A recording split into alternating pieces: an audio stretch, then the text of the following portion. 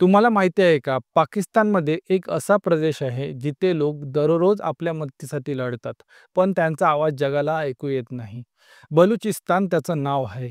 एक भूभाग जो फक्त नकाशावर नाही, तर संघर्ष आणि स्वातंत्र्याच्या जुनाट कहाणीने ओतलेला आहे. आज आपण त्या भूमीवर जाऊ, जिथे न्याय आणि माणुसकीसाठी अविरत झुंज सुरू आहे. बलुचिस्तानची कथा अशी आहे, जी शांत होण्यास नकार देते. ही जमीन स्वातंत्र्य आणि न्यायासाठी तळमळणाऱ्या आवाजांनी भरलेली आहे. बलुचिस्तान फक्त पाकिस्तानचा भाग नाही, तर एक वेगळे अस्तित्व आहे, ज्याला शतकानुशतके विद्रोहाच्या तीव्र आत्म्याने ओतले आहे. त्याच्या मातीवर रक्ताचे दाग आहेत, पण बलुच लोक अजूनही उठलेले नाही आहेत. ते जगाला जाहीर करत आहेत, की बलुचिस्तान पाकिस्तानचा भाग नाही. हा घोष त्यांच्या स्वातंत्र्याच्या आणि आत्मनिर्णयाच्या इच्छेचा आवाज आहे. ही घोषणा इतकी ताकदवर आहे, कारण तिचा इतिहास खूप खोल आहे आणि तणावपूर्वक पण आहे. 1947 मध्ये ब्रिटिश वसाहत संपल्यावर बलुचिस्तानच्या रियासताने स्वातंत्र्याचा दावा केला.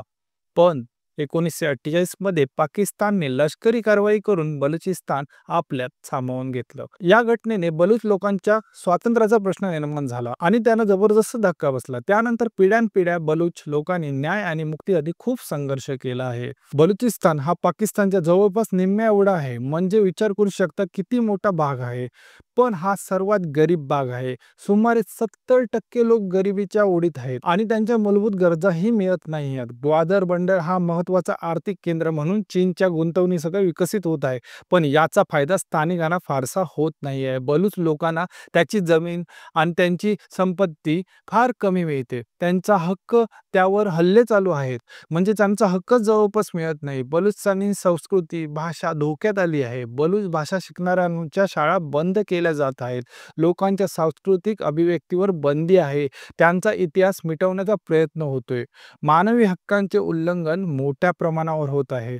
जे पण कोण आवाज उठवत आहेत ते पण गायब होत आहेत. गावावर बॉम्बफेक होते, शैक्षणिक संस्था बंद पडतात. यामुळे पिढ्यांचे ज्ञान आणि अभिव्यक्तीचा अधिकार हरवत आहे.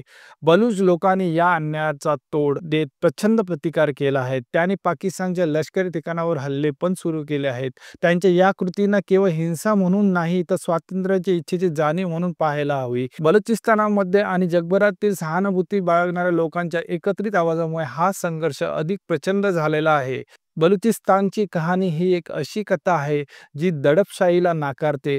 ती रक्त, लवचिकता आणि आशेची कहाणी आहे. लोक त्याच्यासाठी झगडत आहेत.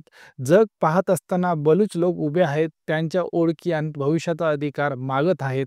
त्यांचा आक्रोश पर्वतांमधून आणि वाळवंटांमधून ऐकून येतो. बलुचिस्तान पाकिस्तान नाही, हा आवाज न्याय, मान्यता आणि शतकानुशतके चाललेल्या वेदनेच्या समाप्तीसाठी जगाकडून लक्ष आणि आदरच मागतो. आजच्या बलुचिस्तानाची परिस्थिती अजूनही अतिशय तणावपूर्वक आहे आणि 2025 मध्येही हा संघर्ष थांबलेला नाही आहे.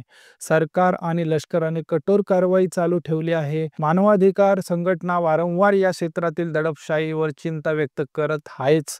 पण गावांमध्ये बॉम्बस्फोट आणि अनेक ठिकाणी गुप्तचर कारवाया सुरू आहेत. त्यातून बलुच लोकांची इच्छा आणि त्यांचा आवाज कमी होत नाहीये. नव्या पिढीच्या लोकांमध्ये स्वातंत्र्य आणि समानतेसाठी लढण्याची जास्त जिद्द दिसून येते. ग्लोबल पातळीवर बलुच समस्या हळूहळू लक्षात येऊ लागली आहे. सामाजिक माध्यमांवर बलुच संघर्षाचे व्हिडिओ, लेख आणि चित्रपट प्रसारित होत आहेत. जगातील काही देश आणि मानवाधिकार संस्था बलुच लोकांसाठी मदत आणि न्याय मिळवण्यासाठी आवाज उठवत आहेत. या जागतिक सहकार्यामुळे बलुच चळवळीला नवीन ऊर्जा मिळत आहे. शेवटी ही बलुचिस्तानची कथा आहे अशा लोकांना ज्यांना दडपशाहीने नकार दिला आणि न्यायासाठी कधीच हार मानली नाही. त्यांच्या संघर्षातून शिकण्यासारखे अनेक धडे आहेत. माणुसकी, धैर्याची आणि स्वातंत्र्याच्या किमतीची. बलुचिस्तान केवळ एक भूभाग नाही, तर एक संदेश आहे की कोणत्याही दडपशाही विरुद्ध सत्य आणि न्यायाचा नेहमी विजयच होतो, हे लक्षात ठेवलं पाहिजे. धन्यवाद. जर तुम्हाला हा विषय आवडला असेल तर नक्कीच लाईक आणि शेअर, सबस्क्राईब कराल. तुमचे मत खाली कमेंटमध्ये नक्की कळवा.